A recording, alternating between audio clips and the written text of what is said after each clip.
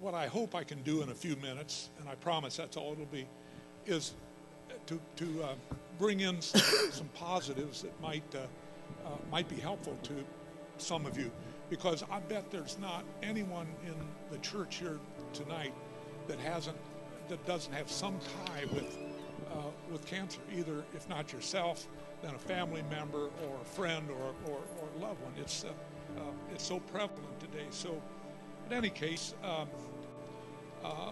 what I'd like to tell you is a little bit about the background.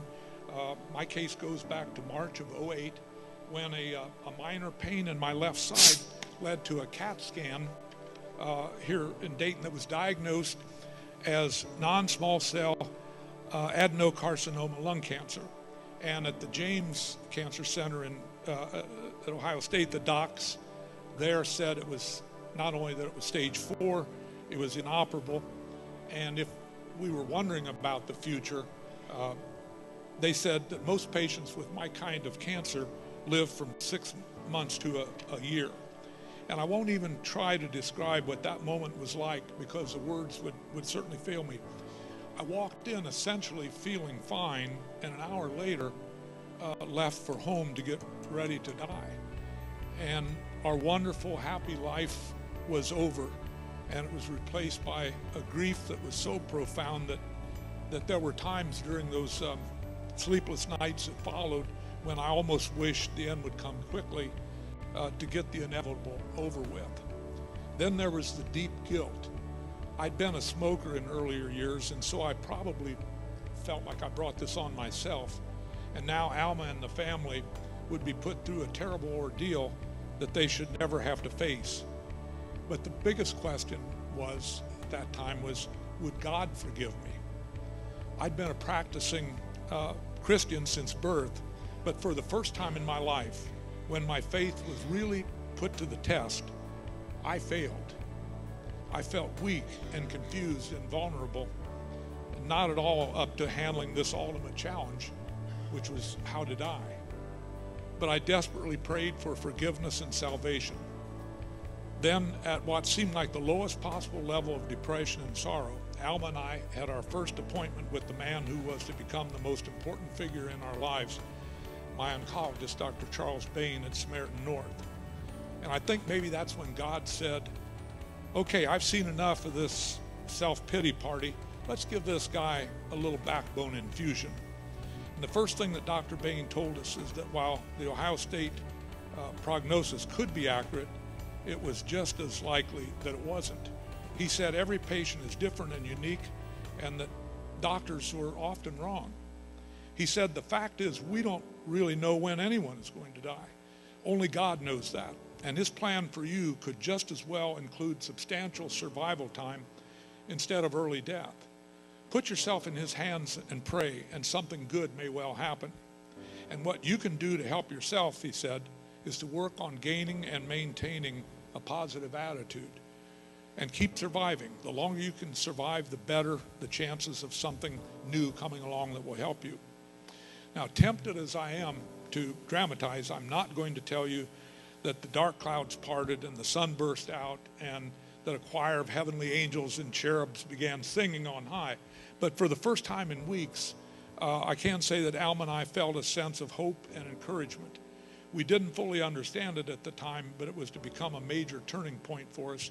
And just as we had cried all the way home from our trip back from Ohio State, once again we were in tears as we drove home in Englewood, only this time it was tears of joy mixed with hope.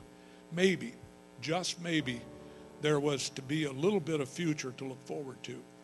Our next big surprise came with my chemotherapy sessions. I know it's a major worry for all new cancer patients. There are all kinds of horror stories out there about that people have heard, so that the first chemo experience is usually a scary one. But the fact is, chemotherapies today, I'm saying this if you want to pass this along to someone that you know that may be facing it, are a far cry from what they were in the past, and when patients often got terribly sick and even hospitalized. I had infusion chemo for over 3.5 years, and for the most part, the worst of it was a couple days on the couch with fatigue. In all, I had 8 different chemos, over the years, and they were all bearable. As always, fear of the unknown is the boogeyman in the shadows. On our first visit, we anticipated the place would be somber and sad and maybe full of gloom and doom, but it was just the opposite. In fact, when we walked in, we thought a party was going on with a couple dozen patients talking and laughing and socializing. It was literally a fun experience, and over the next 3 years, Alma and I developed friendships that are still going strong today. It was one of the positive sides of cancer experience that we'd had no idea about. Another thing we quickly picked up on was the close personal relationships that developed between patients and the infusion nurses. People call them angels, and for very good reasons. Kind, compassionate, and professional, they quickly became one of the very most important and even beloved people in your life. My infusion nurse was also an important spiritual ally. I remember in the very early going, she told me that when we get cancer, it's like God suddenly gives us this incredibly heavy cross to bear, and we think we can't do it. But then he says, along with this heavy burden, I give you this gift of strength and understanding and even happiness that that is beyond anything you knew was possible in your life. And that's what's happened over the past 7 years. The nurse said that adversity and severe challenges is what brings out the best in us. So we should not look at them as a curse, but as a blessing in disguise. And my road since those early 2008 days has been plenty bumpy, with any number of crises and setbacks when Timmy would start growing. And Timmy being the highly unwelcome bad boy in my left lung. My son John and I named him Timmy the Tiny but Terrible Tumor. And we would frequently say a lot of really nasty things about him, not fit for repeating here tonight. I hate to admit it, but every time I had a bad CT scan or other problem, I would feel my faith getting shaky. I found it's one thing to keep a positive attitude when you're feeling well. It's another whole matter and another big challenge when things are going downhill. And that's where the close relationships with fellow patients was so helpful.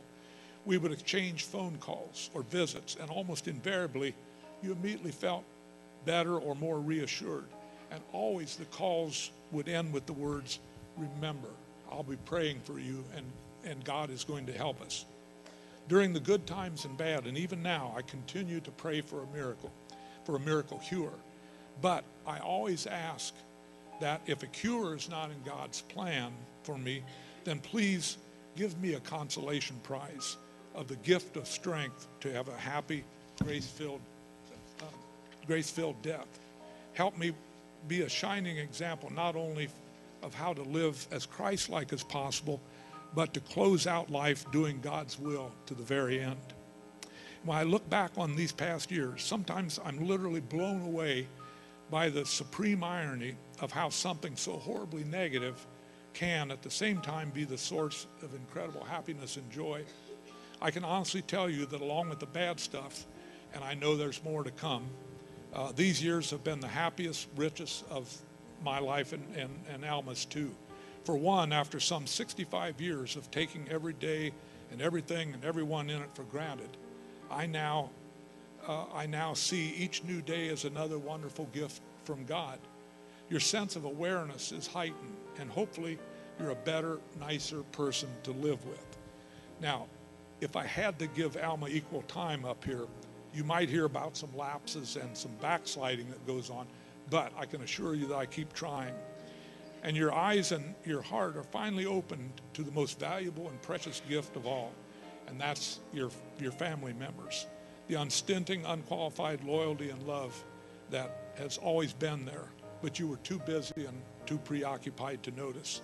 And by the way, in addition to Don and two grandchildren up here, Livy and Alec, also our oldest son Joe and his wife Missy are out here tonight with their two little girls with the twins, and Taylor Search is also here, and she's one of my granddaughters. And did I forget anyone, John? Okay. And for Alma and I a gift beyond all others. When I was diagnosed, we had the 4 grandkids. We had Dylan, Alec, Taylor, and Olivia. And that would be it, because in a short time I'd be gone. But someone had other plans. In our wildest dreams, we could have never imagined the gift from God that was waiting just around the corner. How about 4? Count them, 4 new additional grandbabies that came after my diagnosis, including Mary and Lily, the twins out here, who live right next door to us, and our grandson Aiden and granddaughter Zoe in Columbus. So it still is just the most incredible thing that's ever happened. Some of my joy is tempered by the fact that in my little notebook of infusion center friends, there are quite a few names marked off, but not all of them from passing away. Many are in long-term remission or cured, and there's so many success stories that are just unbelievable, of people who go on surviving, who actually are cured, and who go on living great lives, quality-filled lives. Meanwhile, the Sam North Infusion Center literally has become my second home, a place Alma and I always look forward to going to. So when my infusions were finished, I kept my hand in by becoming a 1-day-a-week volunteer at the center. So now I not only see some of my old friends from my infusion days, but new patients who frequently become new friends. And we volunteers, who are all cancer patients ourselves, we do everything we can to make their journey as doable and as possible. But it's a two-way street. Just as they often say they receive inspiration from us, we gain so much strength from their example of positive attitude and deep faith in God. You wouldn't be aware of why I'm sporting this $30,000 haircut. But a month ago, I think it did cost that. Hopefully it won't cost us that much. But a month ago, they removed a tumor from my brain. It was sent up there by Timmy and his buddies down in my lung. And it's usually where lung cancer goes when it spreads. Unfortunately, there's at least one other small bad boy up there that's inoperable. And his name is Pee-wee the P-ant. And I wouldn't want to do something tasteless up here, would I?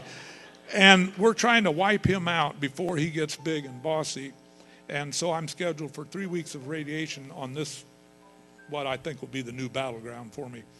I'm telling you this in hopes that you'll continue to pray for me and Alma and my family members for a cure, or with Popeye the Sailor Man muscles to make this shaky and cowardly old man brave. And I know that if you're under 60, you have no idea who Popeye the Sailor Man is. There's a lot more I could tell you, but I promised I'd make this brief. And during the years I was mayor in Englewood, I admit to being criticized for a lot of different things. But being brief and giving short speeches was never one of them. I'd like to close by reading a very short poem that one of the nurses gave me way back in the beginning. I would read it at night, often out in my workshop as I listened to Elvis Sacred Music CDs that John made for me. And I found the words in the music comforting and calming and reassuring during those scary times. It's called The Oak Tree. I've got a mess up here. And it goes like this. A mighty wind blew night and day. It stole the oak tree's leaves away, then snapped its boughs and pulled its bark until the oak was tired and stark. But still the oak tree held its ground, while other trees fell all around. The weary wind gave up and spoke. How can you still be standing, oak? The oak tree said, I know that you can break each branch of mine in two, carry away every leaf, shake my limbs and make me sway. But I have roots stretched into the earth, growing stronger since my birth.